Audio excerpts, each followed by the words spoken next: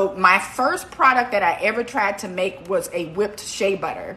And so after that happened, then I moved into things like, okay, well, let me see if I can make a hair product. So I wanted to make a hair product, and I started reading the labels of the hair products that I was already using that I had gotten from like my local drugstore or, local, pharmacy, CVS, Walgreens, Safeguard, things like that.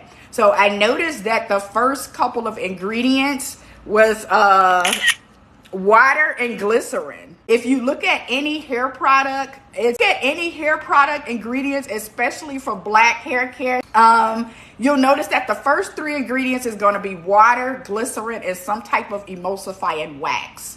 Now, you guys may not know what emulsifying wax is, but it's the fatty alcohol. If you're making a hair product, you're going to have to use a water, you're going to have to use some type of humectant, and then the rest of your ingredients, and then you're going to have to find out how to hold it together, which is the emulsifying wax.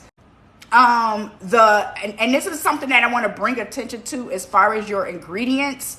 Your ingredients, when you start reading ingredients, you will see that a lot of people think alcohols are bad for your hair, and they're not. Not all alcohols are bad for your hair, because I've had people ask me that question before, because I put certain alcohols in my products, and those are those fatty alcohols that helps emulsify the product. It helps keep the water from separating from your oil phase. Okay, so that is the basic formulation of any water-based hair product. You're going to have an oil phase, a water phase, and then some type of emulsifying wax to hold the two systems together.